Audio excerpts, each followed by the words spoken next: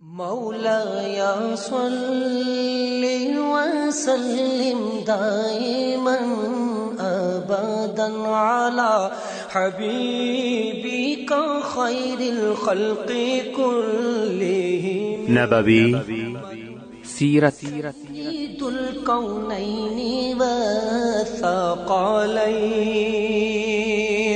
محمد په دې خبرونه کې به تاسو ته د رسول الله صلی الله علیه وسلم د ژوند حالات په تفصیل سره وړاندې شي.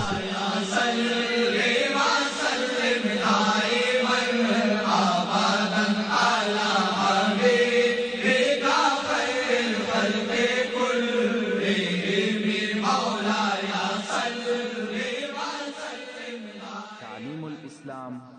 أعوذ بالله من الشيطان الرجيم. بسم الله الرحمن الرحيم. إن الحمد لله نحمده ونستعينه ونستغفره ونعوذ بالله من شرور أنفسنا وسيئات أعمالنا. من يهده الله فلا مضل له ومن يضلل فلا هادي له. وأشهد أن لا إله إلا الله وحده لا شريك له وأشهد أن محمدا عبده ورسوله صلى الله عليه وآله وأصحابه وسلم تسليما كثيرا. أما بعد، محترم ورونو، موږ د خیبر د لارې واقعات بیانول او قسمو دې ځای ته رسېدلې وه کم وخت چې مسلمانان خیبر ته نږدې سوه او د لرې د خیبر کښتونه او باغونه ولیدل سوه، نو مسلمانانو په ډېر لوړ آواز تکبیر او تهلیل وایه. رسول الله صلی الله علیه وسلم وفرمایل پر ځان تکلیف مه تېروئ، آوازونه مو کښته کړئ، تاسې کوڼ او غائب نه بولئ بلکې تاسې اورېدونکي او نږدې ته دعا کوئ. رسول الله صلی الله علیه وسلم نږدې و خیبر ته واړول. د مازدیګر لمونځ یې ادا کړ. د لمانځه تر ادا کولو وروسته هغه خواړه چې د دوی سره ورسره وه راوغوښته. د ټولو سره بل شی نه و موجود بیله د اوربشو د اوړو څخه. هغه یې خیشته کړه او ټولو وخوړه. بیا یې د ماښام لمونځ ادا کړ او بیا د ماخستن. بیا نو په دغه شپه د خیبر پر طرف وررهي سوه او په شپه کې خیبر ته ورسېده.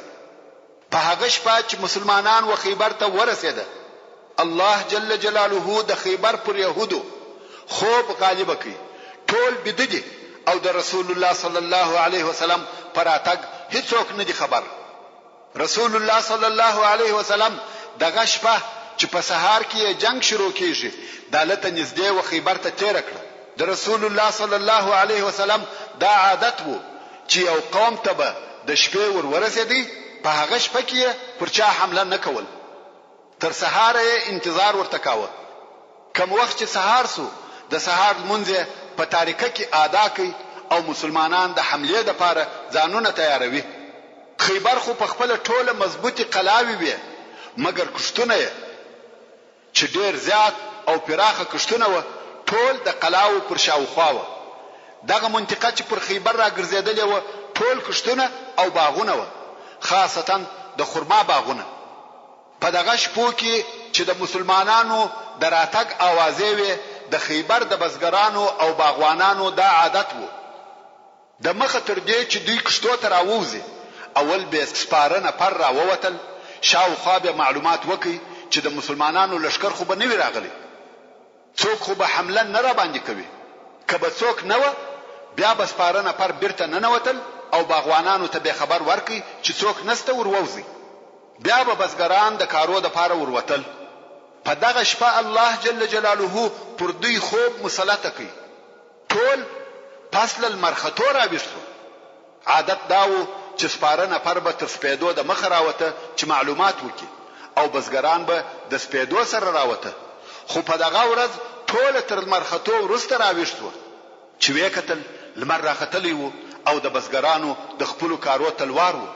نو یې د معلومات لپاره څوک و نه لېږل، په خپله بزګران راووته چې په خپلو کښتو کې کار وکړي. کم وخت چې کشتو ته ورننوته ناببره یې ولیده چې د مسلمانانو لشکر د کشتو تر شا پروت دی. بزګرانو نارې کړې محمد وخمیس محمد وخمیس، یعنی محمد صلی الله علیه وسلم او لشکر یې دي. او بیا پس غستا مخ پر قلاو رهیس و. رسول الله صلی الله علیه وسلم چې دوی ولیده پر نارې کړه الله اکبر خربت خیبر، الله اکبر خربت خیبر. موږ چې د یو قوم پر ځکه واړو د هغو سهار غمجن او د بیر ډکسي.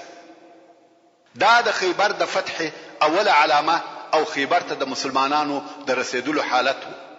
ځینې صحابه کرام په ډیر شوق کې و، غوښته چې فورا حمله وکړي، مګر رسول الله صلی الله علیه وسلم و فرمایل صبر وکړئ، جنگ داسې نه دی، د دشمن سره د مخامخ کېدو غوښتنه او ارزو مکوئ. هو الله جل جلاله د فتح وعده در سره کړې ده، مګر بیا هم د دشمن د مخامخ کېدو غوښتنه مکوئ. او که بیا ور سره مخامخ سواست هلته نو صبر کوئ او ثابت درېږئ. بیا نو رسول الله صلی الله علیه وسلم مسلمانان سره راټول کړه چې دعا وکړي. رسول الله صلی الله علیه وسلم په دعا شروع وکړه او وی فرمایل اللهم رب السماوات وما اضللنا ورب الارضين وما اقللنا ورب الشياطين وما اضللنا فإنا نسألك خير هذه القرية وخير أهلها وخير ما فيها ونعوذ بك من شرها وشر أهلها وشر ما فيها. اللهم أنت ربنا وربهم ونواصينا ونواصيهم بيدك وإنما تقتلهم أنت. اول اوسنو په بسم الله در دمخسي، یعنی الهي رب د آسمانو او د هغو شیانو چې سایه کړی ده، رب د مځکې او د هغه شیانو چې په مځکه کې پرله اوړي، رب د شیطانانو او د هغو چې دوی گمراه کړي دي.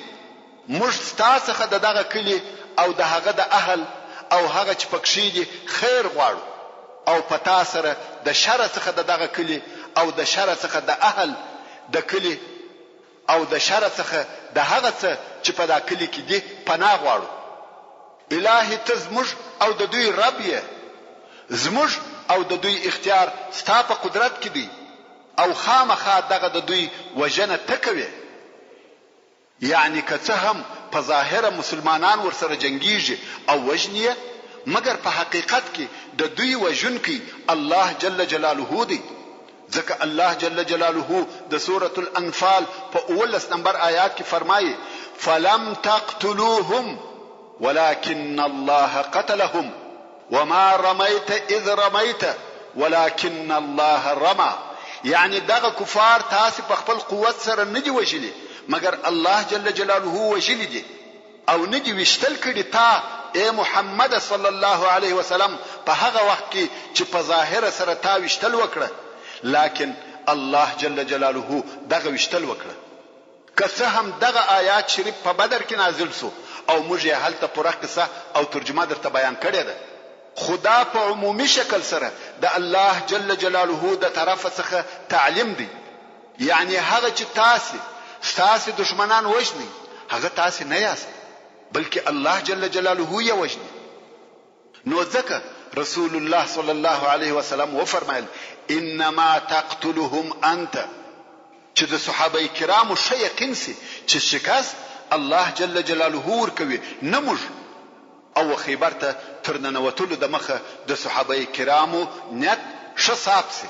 ورونو د مخه تر دې چې د خیبر د فتح په بیان شروع وکم، اول به د خیبر جغرافیایي موقعیت یا د هغه قلاو ترتیب او جوړښت درته بیان کم چې دغه معلومات مو د جنگو او د خیبر د فتح په قصه شپوهوي. هغه داسې خیبر پر دوه حصے ویشل شوی دی. یوې حصے ته نطاط او شق ویل کیږي او بلې حصے ته کتیبه ویل کیږي. یعنی د خیبر قلاوی په دوه منطقو کې جوړ شوی وي، چې یوې منطقې ته نطاط او شق ویل کېده او دوهمه منطقې ته کتیبه ویل کېده. په نطاق کې درې قلاوی دي او په شق کې دوه قلاوي چې دغه نطاق او شق په مابین کې لږ فاصله ده او کتیبه بیا دغه ځای څخه لري په بل منطقه کې واقع ده. په کتیبه کې هم 3 قلاوي دي. هغه قلاوي چې په نطاق او شق کې دي په داسې نومو سره بلل کېدي. اول د ناعم قلا او دا هغه اوله قلا ده. څنګه چې دا قلا په مخ کې ده ډیره مضبوطه او محکمه قلا و او د هغه قلا څخه پر دشمنانو په اساني سره حمله کېده. دوهم د صعب ابن معاذ قلا چې دا بیا تر ټولو لو قلا و چې يهودو په دغه قلا کې درنه یا ثقيله سلاح یو ځای کړي او جمع کړي و. دریم د زبیر قلا دغه 3 قلاوي په نطاق کې واقع وي. څلورم د ابي قلا. پنځم د نزار قلا چې دغه 2 قلاوي په شق کې واقع وي. او د خیبر هغه دوهمه حصہ چې کتیبه ورته ویل کېده هلته 3 قلاوي وي. اول د قموس قلا چې دا د ابي الحقيق د اولاده قلا و چې اصلا د بني النظير يهود و او اوس د خیبر پاچاهان او د يهودو پاچا کنانا ابن ابي الحقيق او روريه ربيع او بل روريه اعلى ابن ابي الحقيق پکښ اوسېده. شاهي خاندان ټول عدالتو. دوهم د وطيح قلا. دریم د سلالم قلا. هو هلته په خیبر کې بیل دغه اتو قلاو څخه نوري کوچنی قلاوي هم وي خو دغه قلاو ته په لویواله او ټینګواله کې نه رسیدي او حربي اهمیت نه درلودي. اوس نو رسول الله صلی الله علیه وسلم خپل خیمه د نطاق او شق په مابین کې ودرولې. د مسلمانانو د لشکر ساتنه او پیرداري حضرت عمر ابن الخطاب رضی الله تعالی عنہ پر غاړه واخیسته. خو د مسلمانانو د لشکر اعاشه او د ابو رسول او ځای پر ځای کول د حضرت عثمان ذی النورین رضی الله تعالی عنہ پر غاړه. بیا نو رسول الله صلی الله علیه وسلم و يهود ته نفر ولېږل چې دغه درو کارو څخه یو کار وکړي. اول دا چې مسلمانان سي ځانونه او مالونه به مو په امان سي او د مسلمانانو سره به ژوند کوي. دوهم یا جزیه قبول کړي مسلمانانو ته به جزیه ورکوي او د مسلمانانو د حکم تابع بیاس. بیا مونږ وطن او مالونه تاسو ته در پاتې دي. ټول شیان مخفل دي فقط په کال کې به مسلمانانو ته جزیه ورکوي او د مسلمانانو تر حکم به لاندې یاست. کداغه 2 شی ونه مني دریم نو جنگ دی. نفر چې ورغله او يهودو ته دغه 3 خبرې وکړي هغه ویل لږ ورسته به جواب درکو موږ به مشوره وکړو بیا به حال درولې شو. نفر هم راغله ویل لږ ورسته به جواب راکړي. نابو بره د قلاو دروازې خلاص شوه او يهودو په یو ور حمله کوونکي لشکر راوېستي او پر مسلمانانو هجوم وروړي. دا د هغه خبرو جواب و. غادرانو يهودو جنگ شروع کړي. يهود غواړي چې په خپل ټول قوت او طاقت د خیبر څخه دفاع وکړي. څنګه چې مسلمانان هم د جنگ لپاره تیار و نو د يهودو د هجوم په مقابل کې ټینګ ودرېده. څو يهود بیرته مجبور شو په قلاو نه نوتل او دروازې بند کړې. نو د اول لحظه څخه دا معلومه شو چې يهود به له جنگ بل څه نه غواړي. بیا نو رسول الله صلی الله علیه وسلم امر وکړي چې د خرماو درختې ورپېکي قطع یې کړي چپای یې کړي لکه څنګه چې مسلمانانو دغه کار د بنی نظیر د يهودو سره هم کړیو. نو مسلمانانو د خرماو 400 درختې چپا کړې. په دغه کار د يهودو زړونه ولوید. ویل والله که کامیاب هم سو خو مال نه را پاتې کیږي. نو راسي چې جزیه قبول وکړو یا صلح ورسره وکړو. خو د يهودو مشرانو دا خبره نکړه قبوله. ویل خیبر د چا نه تابع کیږي. نو یې د جنگ عزم وکړي او هلته ویني چې د خرماو درختې یې چپکیږي. ویل راځي چې جنگ شروع کړو. نو یې د ناعم د قلا یو دروازه خلاص کړه چې دغه قلا مشر او رئیس حارث نومېدی او د ورور چې مرحب نومېدی او د يهودو لوی پهلوان وو. دغه دروازې څخه راووتی. اوس مسلمانان په انتظار دي چې مرحب د مبارزه او پهلوانی د پاره یو څوک ور وغواړي چې یو دم حارث د لشکره سره راووتی او پر مسلمانانو یې دوهم وار حمله وکړه چې دلته نو د مسلمانانو او يهودو په مابین کې لوی جنگ شروع شو. مسلمانانو دغه حمله په مقابل کې شاته ولاړ، ځکه د جنگ لپاره هیڅ تیاری نه درلوده. د دوی دا خیال و چې اوس به فقط د دوو پهلوانانو په مابین کې مبارزه کیږي، نه لشکري جنگ. خو هغه يهودو نابوبره حمله وکړه او مسلمانان د ماتې په حالت کې شو، پر شا ولاړ. يهودو پر مسلمانانو ضربه او د تورو وارونه شروع کړ، تر داسې اندازې چې د جنگ او حمله په شروع کې يهود تر رسول الله صلی الله علیه وسلم پورې ورسېد، او رسول الله صلی الله علیه وسلم په خپل د يهودو سره ډیر شدید جنگ کاوه.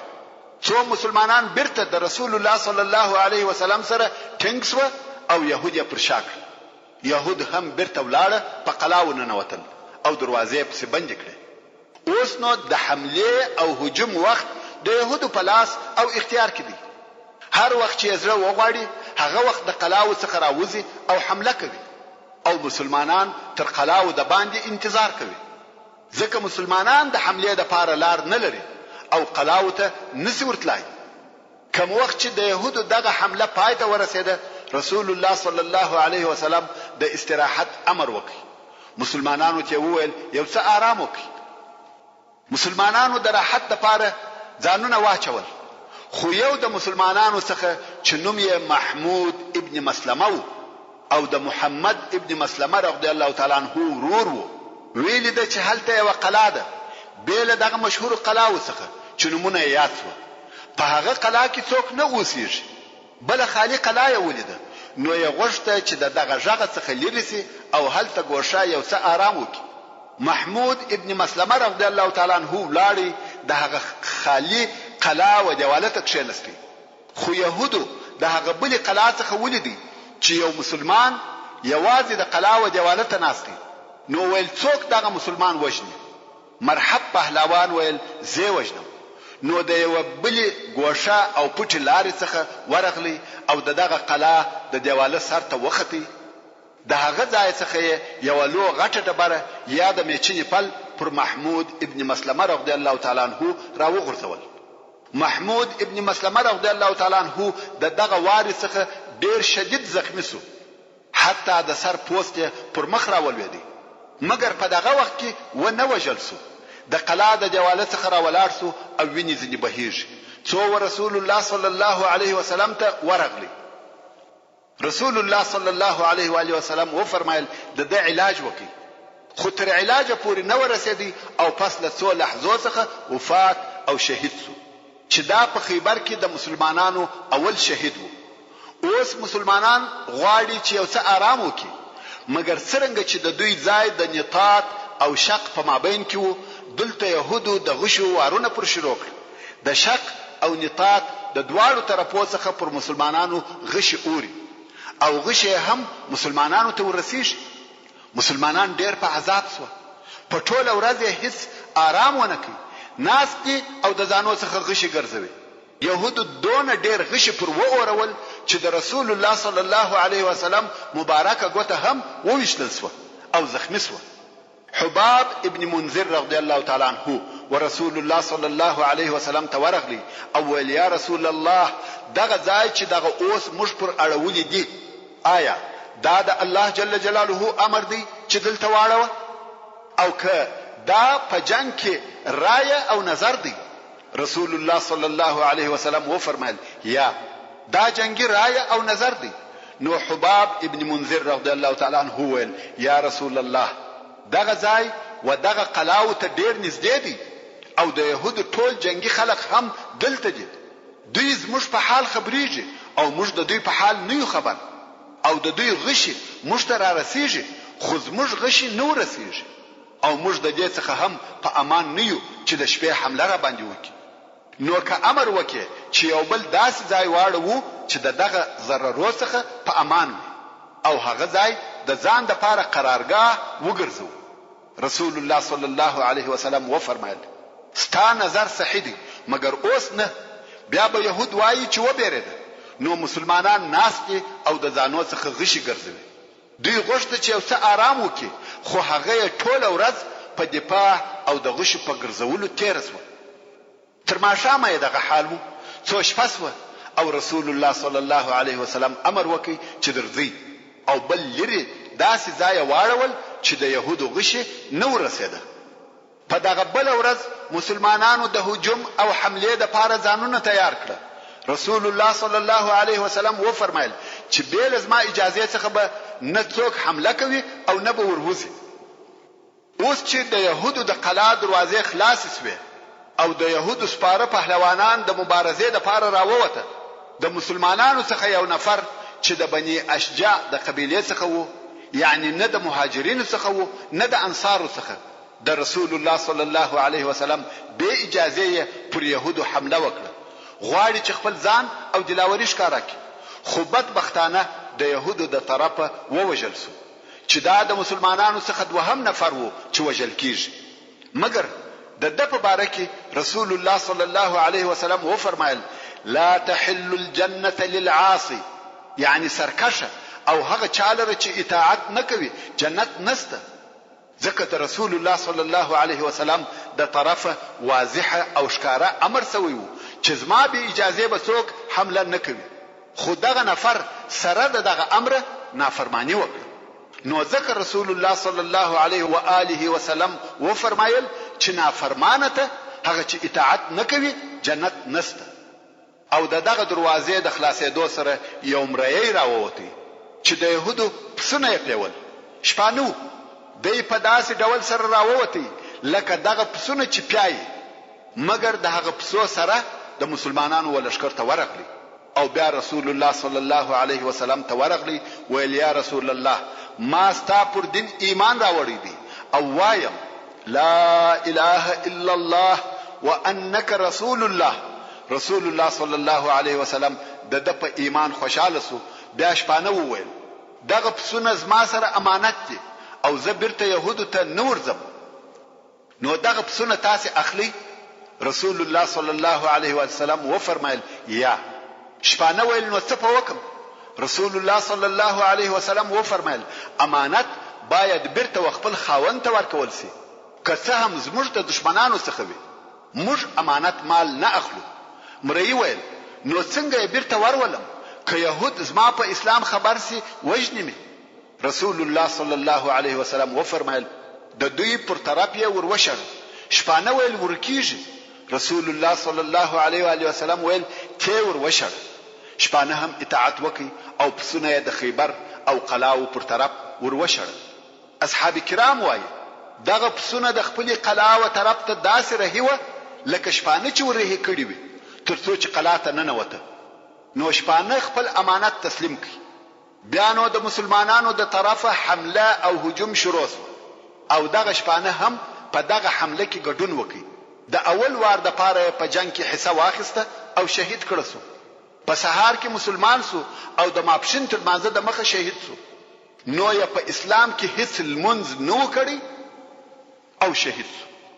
دلته نو رسول الله صلی الله علیه وسلم و فرمایل که څوک غواړي چې د اهل جنت څخه و یو داسې نفر ته وګوري چې هغه نفر د په ټول عمر یو رکعات المنز نه وی کړی، نو دی ودغه شپانه ته وګوري او د سره اوس دوی حور العين ورسره دي رضی الله تعالی عنه. ورونو په حدیث شریف کې راغلی دی چې جنت و تاسو ته ستاسو د چوټي تر بند در نږدې دي او اور هم د غرنګ نږدې دي. نو جنت ته تګ ډیر آسان دی چې الله جل جلاله یې وچاته آسان کړي. اوس نو د ناعم د قلا پر شاوخوا د مسلمانانو د طرفه محاصره ټینګیږي او جنگ هم د ناعم د قلا پر شاوخوا دی چې دغه قلا د خیبر اوله قلا ده. د مسلمانانو ډلې په يهودو پسې ګوري چې څنګه حمله پر وکړي او يهود بیا په مسلمانانو پسې ګوري چې په نتیجه کې کوچنی حمله کیږي او دې جنگ څو ورځې دوام پیدا کوي. هفته تیر شوه صحیح نتیجه نشته. لس ورځې تیر شوه بیا هم به نتیجه دي ځکه قلا ډیره محکمه ده، خو د مسلمانانو د طرفه محاصره دوام لري. څو یو ورځ هغه د يهودو لوی پهلوان مرحب راووتی او د مسلمانانو د طرفه پهلوان غواړي چې جنگ او مبارزه ورسره وکړي. مرحب د مسلمانانو د لشکر و مخته د غرور او تکبر حرکتونه کوي. ځکه مرحب د يهودو داسې پهلوان وو چې په ټولو يهودو کې مثل او جوړه و، او په عربي سره د غرور او د ځان د تعریف بیتونه ویل چې هغه داسې و: قد علمت خیبر انی مرحب شاکی السلاح بطل مجرب اذا الحروب اقبلت تلهب. د مقابله د پاره عامر ابن الاکوع رضی الله تعالی عنہ وروتی او هغه بیا دا بیت وایه: قد علمت خیبر انی عامر شاکی السلاح بطل مغامر. نو د دوی دوه په مابین کې د تورو وارونه سره شروع شو. د مرحب واری د عامر رضی الله تعالی عنہ پر سپر و مشتي، څنګه چې د عامر رضی الله تعالی عنہ توره لنډه او کوچنی و، غواړي چې مرحب پر پښو په ووهي. کوم وخت چې واری پر وکی توره د مرحب څخه خطا سو او راغله په خپل د عامر پر خپل زنګانو مشته، او د هغه زخم څخه عامر رضی الله تعالی عنہ وپاس. صحابه کرامو په خپل مابین کې سره وویل چې د عامر ټول عملونه عبث او بیهوده سو، ځکه په خپل ځان ووجي. نو سلمہ ابن الاکوع رضی الله تعالی عنہ وايي: زه رسول الله صلی الله علیه و آله وسلم ته په داسې حال کې ورغلم چې جړل مې، او ما ویل: یا رسول الله، آیا رښتیا د عامر ټول عمل عبث او برباد سو؟ رسول الله صلی الله علیه وسلم ویل: چا ویل؟ ما ویل: استاذین اصحاب وای. رسول الله صلی الله علیه وسلم و فرمایل: هر څوک چې وای هغه غلط وای، او عامر لره دوه اجر دي. خیر، مرحب پهلوان دوهم وار بیا په میدان کې ودرېدی. هغه بیتونه وای او بیا د مبارزې د پاره نه پر وغوښتي. دلته نو حضرت علی رضی الله تعالی عنہ ورووتی او دغه بیت وایه: انا الذي سمتني امي حيدر كليث الغابات كريه المنظر او فيهم بالساعي كيل السندر. مگر محمد ابن مسلمه رضی الله تعالی عنہ ورته ویل: یا علی، پر د زما بدله پاته ده، ځکه زما ورور محمود ابن مسلمه یې وژلی دی. که ستاسې په یاد وي دغه مرحب پهلوان وو چې پر محمود ابن مسلمه رضی الله تعالی عنہ یې د قلا د بام څخه لو ډبره را وغورځول او په شهادت یې ورساوه. محمد ابن مسلمه رضی الله تعالی عنہ او علی رضی الله تعالی عنہ ته ویل: دای ما ته را پرېږده، ځکه پر د زما بدله پاته ده. نو محمد ابن مسلمه رضی الله تعالی عنہ وروتی او د دوی دوه په مابین کې هغه لوی جنگ او مبارزه شروع شوه، کوم چې تاریخ یې نه هېروي، او مسلمانانو په ټول عمر داسې جنگ او مبارزه نه ولیدلې لکه د محمد ابن مسلمه رضی الله تعالی عنہ او مرحب په مابین کې چې وسوه. پوره یو ساعت دغه جنگ دوام وکړي او د دواړو طرفو خلک ورته ګوري. جنگ روان دی او پهلوانان د جنگ په حرکتو کې مختصي شاتسي، ترڅو چې یوې منطقې ته ورسېده چې هلته درختي وي او دغه درختو په مابین کې جنگ سره کاوه. څو د دوی په مابین کې یو درخت راغله، دغه درختي دې طرف او هغه طرف ته وهل سره کوي. د ډیرو وارو او وهلو په سبب د درخت شاخونه پرې کېده او رالوېده، تر داسې اندازې چې د درخت ټول شاخونه پرې سوه، فقط د درخت یو تنه پاتې سوه. داسې معلومېده لکه د دوی په مابین کې چې یو سړی ولاړ او دوی دغه درخت پر تنه سره راګرځي او جنگ کوي. خلق هم ورته ګوري چې دا څنګه جنگ او وهل دي، خو یو هم هغه بل نسی وهلای. دغه جنگ ډیر وخت دوام درلودي، څو په آخر کې محمد ابن مسلمه رضی الله تعالی عنہ وکولای شوی چې مرحب پر پښه ووهي. مرحب غزار سو او ولوېدی. نو یا محمد ابن مسلمه رضی الله تعالی عنہ ته ویل: مړ میکه، ځکه تر پښه ویني په واره وهي او د حرکت نو ویل: مړ میکه. محمد ابن مسلمه رضی الله تعالی عنہ یې دا بل پښه هم ور پرې کړه. مرحب ناره وهي: مړ میکه. محمد ابن مسلمه رضی الله تعالی عنہ ویل: یا شدی چې تر مرګ د مخه د دردو او عذابو خوند وګوره، ته چې زما ورور دی وواژه. نو محمد ابن مسلمه رضی الله تعالی عنہ مرحب پر دغه حال پریښاوه او دای ځنی رهیسو. هغه ناره وهي چې مړ میکه، عذاب مرا کوه. محمد ابن مسلمه رضی الله تعالی عنہ بیا ورته ویل: د مرګ د سختیو مزه واخله او ځنی رهیسو. سړی پروت دی او وینې ځینې بهیږي. خو بیا علي رضی الله تعالی عنه ورغلی او د مرحب سر یې ورپرې کړ. د هغه سامان او د هغه اسلحه یې واخیسته او بیرته ولاړ. ورسول الله صلی الله علیه وسلم ته ورغلی او ویل یا رسول الله مرحب ما ووژي. محمد ابن مسلمه رضی الله تعالی عنه هغه چې تر یو ساعت یې لا زیات جنگ وکړي او اصلا مرحب هغه وژلی وو. اوس څنګه علي رضی الله تعالی عنه وایي چې مرحب ما ووژي؟ نو ویل یا رسول الله والله ما مرحب نه پرېښاوه مګر د دې دپاره چې د مرګ عذاب وویني. اصلا مرحب ما وژلی دی. ورونو څرنګه چې مرحب د یهودو د پهلوانانو پهلوان وو او د هغه وژل د هغه د قاتل دپاره ابدي او تاریخي شرف وو، نو خود هر یو یې نسبت وځان ته کاوه. مګر رسول الله صلی الله علیه و آله وسلم و محمد ابن مسلمه رضی الله تعالی عنه ته وفرمایل هو ته هغه څوک چې مرحب دی ووژي یا محمد ابن مسلمه. او علي رضی الله تعالی عنه ته وفرمایل یا علي د هغه وژل سوي سړي سامان و محمد ته ورکړه چې ودغه سامان ته سلبه ویل کیږي او هغه چاته ورکول کیږي چې د وژل سوي سړي قاتل او وژونکی وي. نو محمد ابن مسلمه رضی الله تعالی عنه د مرحب اسلحه او سامان واخیسته. نو د یهودو د لوی پهلوان مرحب وژل د محمد ابن مسلمه رضی الله تعالی عنه پر لاس و. د مرحب تر وژل کېدو وروسته د مرحب ورور حارث میدان ته راووتی چې دا هم لوی پهلوان و. یوازې دی نه بلکې د مرحب ټوله کورنۍ جنگي پهلوانان و. نو حارث راووتی او د مسلمانانو څخه پهلوان غواړي چې مبارزه ورسره وکړي. ودته ابو دجانه رضی الله تعالی عنه د سره دسمال خاوند او مشهور جنگي قهرمان ورووتی. په لږ وخت کې حارث ووژي. بیا د مرحب بل ورور چې یاسر نومېدی هغه راووتی او د مسلمانانو څخه مبارز غواړي. ودته زبیر ابن العوام رضی الله تعالی عنه چې د معرفي کولو ضرورت یې نسته ورووتی. دغه یاسر تر اندازې زیات جګ او غټ سړی و. کم وخت چې دغه یاسر راووتی او په اسلحه هم پټ و د ځان د تعریف شعرونه او بیتونه یې ویل. رسول الله صلی الله علیه و آله وسلم چې ولیدی په ډیر تعجب سره وویل ما اطوله دا څونه جګ دی دا څه بلا ده.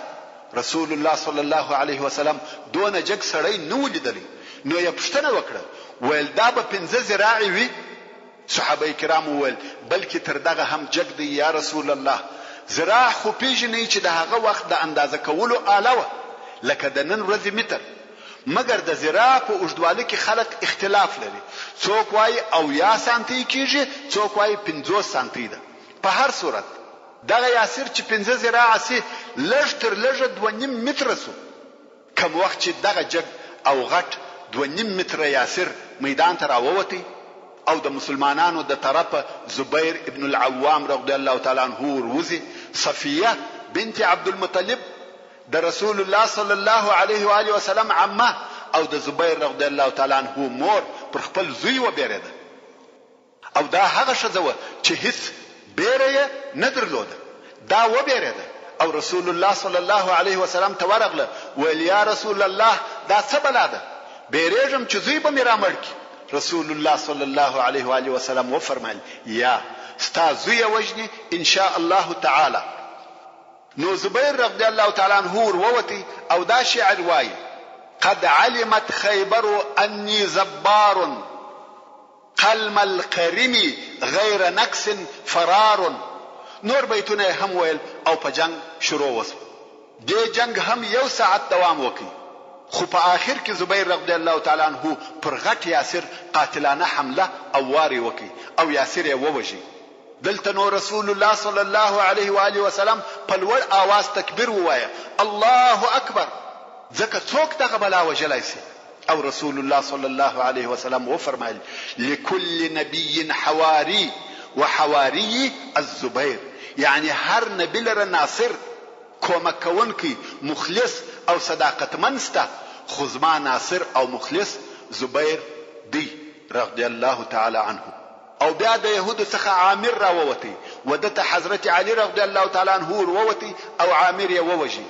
بیا د يهودو څخه د اسید په نامه یو لوی او مشهور پهلوان راووتی دته محمد ابن مسلمه رضی الله تعالی عنہ ورووتی او اسید یې ووجي يهود ولید چې هر پهلوان یې مبارزه ته وروزي هغه وشل کیږي نو یو مبارزه پرېښول ول په دې کار کې فائدہ نشته زموږ پهلوانان که هر څونه قوي هم وي خو د مسلمانانو پر پهلوانانو نسی غالب کېدلای نو یې دغه یو په یو جنگ او مبارزه پرېښول او هغه ډلهیز جنگونه کیږي خو په دې مابین کې 2 هفته تیر شوه 14 ورځې مګر مسلمانانو کم خاص بری لاس نه راوړي ځکه يهود ټول په قلاو کې دي 15 ورځ چې قلا خلاص شوه د يهودو د جملې څخه یو نفر ورسول الله صلی الله علیه وسلم ته ورغلی رسول الله صلی الله علیه وسلم پوښتنه ځنی وکړه چې څه خبر دی راوړی دی سړی ویل خبره ده چې موږ پهلوانان لرو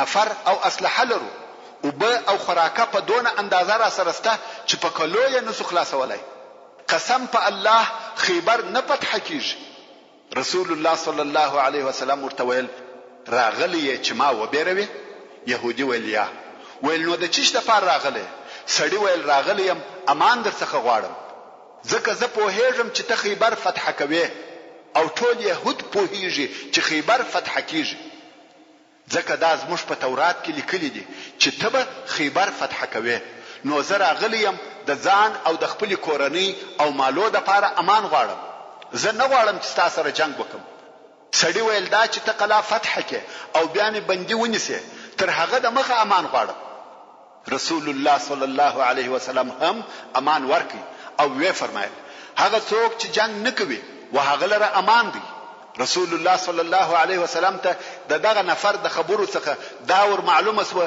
چې د يهودو په زړه بیرنه نوتلې ده او د نصرت وخت رانږدې شوی دی په تیرو 14 ورځو کې رسول الله صلی الله علیه و آله وسلم د مسلمانانو بیرغ و مختلفو نفرو ته ورکاوه نن دیته سبا هغه بلته خو یو هم نسو کامیاب نو په دغه شپه رسول الله صلی الله علیه وسلم و فرمایل سبا بیرغ و داسې چاته ورکوم چې الله او رسول الله یې خوښ لري او دغه هم الله او رسول الله خوښ دي تاسو په هیڅ چې هغه څوک چې بیرغ ورسره وي هغه دغه لشکر امیر او قومندان هم وي اوس نو صحابه کرام په خپل مابین کې پوښتنې سره کوي چې دا نفر به څوک وي او د خیبر فتح به د چا پر لاس وي حضرت عمر فاروق رضی الله تعالی عنہ وایي په والله هیڅ وخت می د امریت خواهش او غشتنه په زړه کې نه دراګرځیدلې مګر په دغه ورځ هغه هم په دې سبب چې رسول الله صلی الله علیه وسلم و فرمایل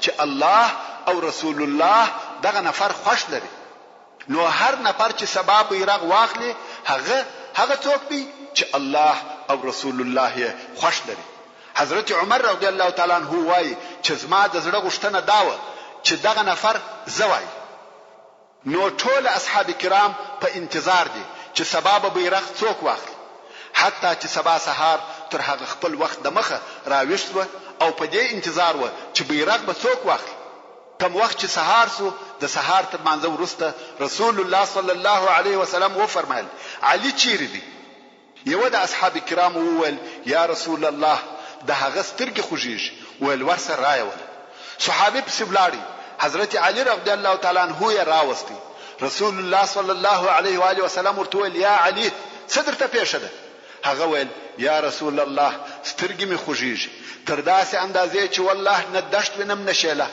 نه غر وینم نه درخت هیڅ شی نه وینم سترګې می پټي او بندې دي رسول الله صلی الله علیه وسلم خپل مبارک لاس د علی رضی الله تعالی عنہ پر سترګو ورتیر کی او پر سترګو یې ورټکړه د علی رضی الله تعالی عنہ سترګې داسې جوړې شوې لکه هیڅ تکلیف او خوش چې نوی ورته پیښ شوی حتی بیا د مرګ تر وخت و علی رضی الله تعالی عنہ ته د سترګو خوش او مریضي نسو پیښ کوم وخت چې د علی رضی الله تعالی عنہ سترګې شې او جوړې شوې نو رسول الله صلی الله علیه وسلم د مسلمانانو بیرغ ورک علی کرم الله وجهه هم ډیر ژر لشکر جوړ او جنگ ته آماده کړ د يهودو بیا هر ورځ دا عادت وو چې په سهار کې به د سپرو یو ډله د قلا څخه راوتل او پر مسلمانانو به حمله کولې او بیا چې به ولیده چې نور څه نسی کولای بیرته به ولاړ په قلاو بننوته او د قلا دروازې به بندې کړې.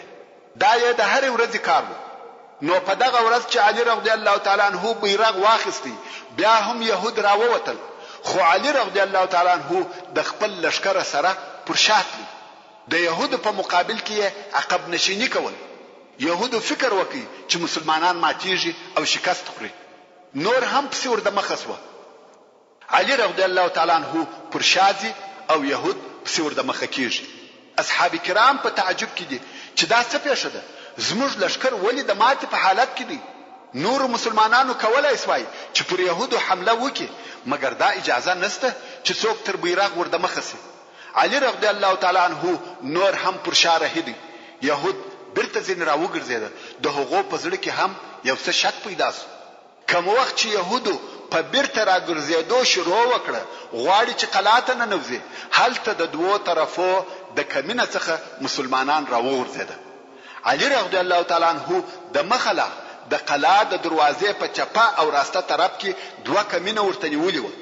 کوم وخت چې يهودو په برته را ګرځېدو شروع وکړه، هغه دوه ډلې چې په کمین کې ناستې وې هغه د قلا د دروازې پر طرف وروځغستل، غواړي چې دروازه خلاصه پاتې شي. يهود پوسوه چې مسلمانان دروازه راته نیسي، نو دوی هم مخ پر دروازه پس غستاسو. يهود او مسلمانان دواړه یو ځای د قلا دروازې ته ورسېدل او د قلا د دروازې سره جنگ شروع شو. يهود غواړي چې ننوځي او د قلا دروازه بند کړي، مسلمانان بیا غواړي چې دروازه خلاصه پاتې شي. خو دغه صحیح نقشه په سبب د يهودو په واسه نسو پوره چې دروازه بند کړي او مسلمانان هم دغه دروازې څخه وقلاته ورننوته. يهودو په تېښته شروع وکړه او هغه نور قلاو ته تښتي او دغه قلا چې د ناعم قلاوه د هغه شیانو سره چې په دغه قلا کې موجود و او مسلمانانو ته پریښول. د ناعم قلا فتح شو او د يهودو ورستنی قلا ته چې د صعب ابن معاذ قلا و ولاړه. د خیبر اوله قلا چې د ناعم قلاوه د الله جل جلاله په اراده د حضرت علي رضی الله تعالی عنہ پر لاس فتح شو چې دا نو د خیبر د فتح شروع و. دغه قلا په نیولو کې مسلمانانو د يهودو څخه هیڅوک بندي و نه نیوي.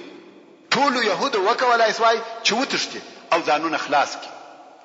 د صعب ابن معاذ د قلا محاصره او فتح کېده. اوس نو بیا د خیبر دوهمه قلا د صعب ابن معاذ قلا د مسلمانانو د طرفه محاصره شو او رسول الله صلی الله علیه و آله وسلم د مسلمانانو بیرغ وحباب ابن المنذر الانصاري رضی الله تعالی عنہ ته ورکړي. ځکه رسول الله صلی الله علیه و آله وسلم همیشه بیرغ د یو شخص څخه و بل شخص ته نقلاوه او په دې کار کې دوه فائدې وي. یو دا چې د رسول الله صلی الله علیه و آله وسلم د اصحاب کرامو شرف پکښ ښکارا کېدی او بل په دې کار ټول قبیله خوشاله کېده لکه اوس خزرج او نور قبیله.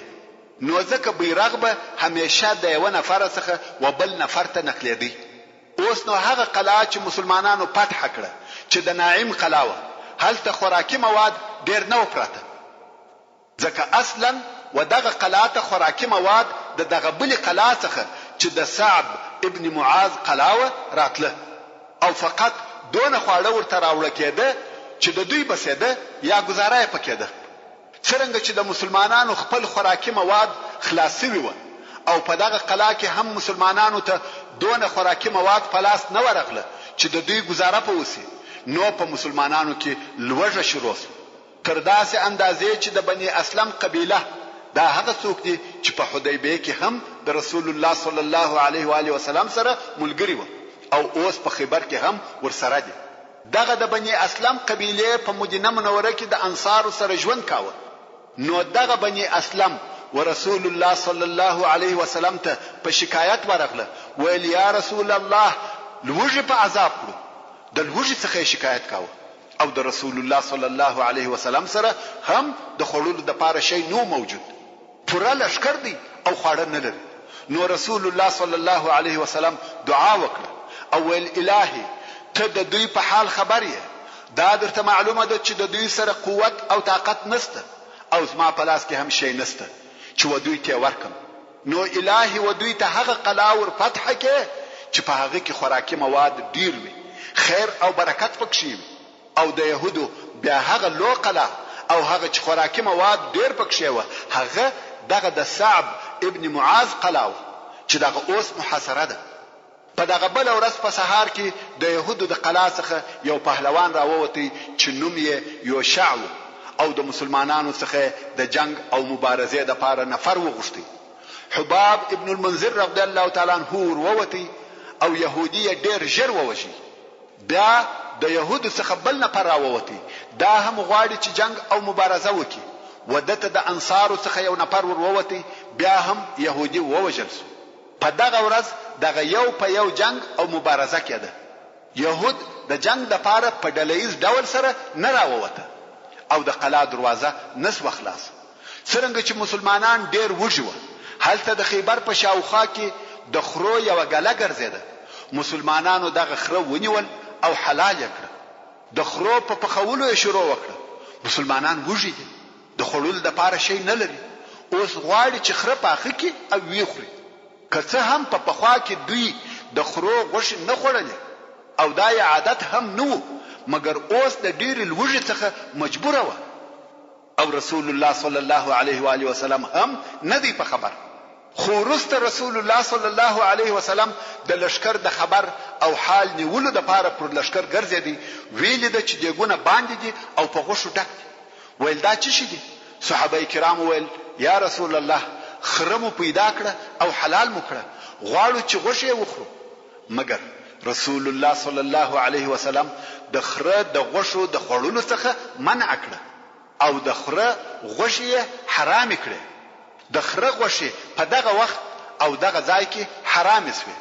یعنی د مخه په اسلام کې د حلال او حرام حکم نو موجود، مګر دلته د حرام والی حکم وسو. محترم ورونو، زموږ د بحث پاتې حسابه ان شاء الله تعالی پراتونکو کې واوري. سبحان ربك رب العزة عما يصفون وسلام على المرسلين والحمد لله رب العالمين.